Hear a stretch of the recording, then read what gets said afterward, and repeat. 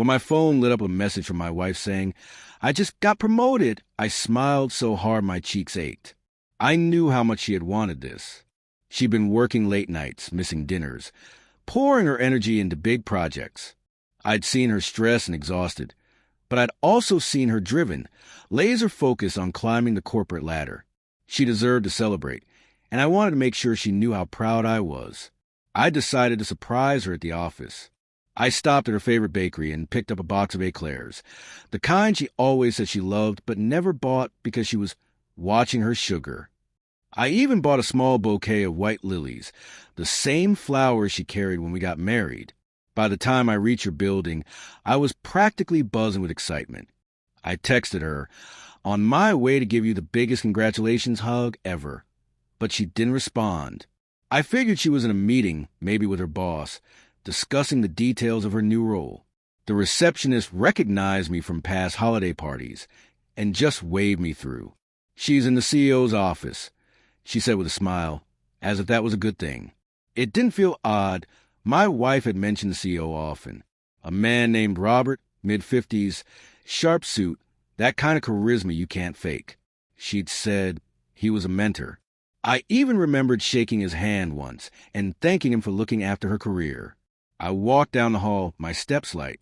I balanced the flowers in the pastry box carefully in my arms. The CEO's office door was closed, but muffled voices filtered through. I hesitated for a second, thinking maybe I should wait, but my excitement got the better of me. I turned the handle, pushed the door open, and stepped inside. And in a single, freezing second, the scene burned itself into my brain.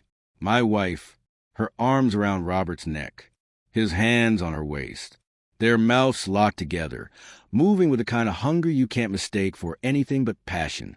The flowers slipped from my hand before I even realized I'd dropped them.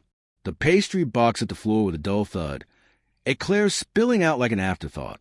They both froze, eyes wide. She pulled back like a child caught stealing.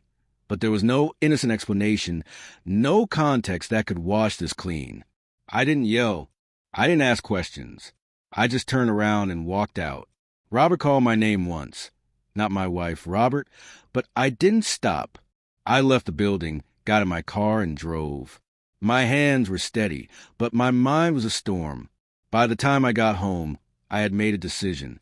I wasn't going to give it a chance to explain, twist the truth, or cry her way into my forgiveness. I pulled out my laptop, logged into our joint accounts, and froze all the cards. Then I called a locksmith. An hour later, the locks were changed. Her keys would be useless. It wasn't about revenge. It was about control. This was my house, my space, my life.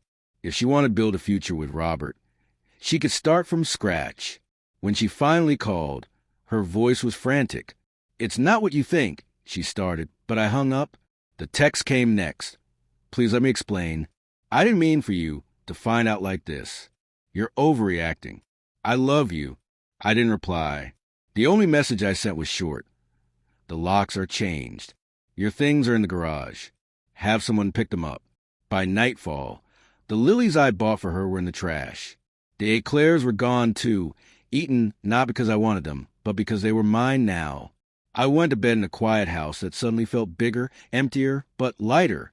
And as I lay there, I realized something. I had walked into that office to give her a surprise. She had given me one too, just not the kind either of us expected. And in that twisted way, we were finally even.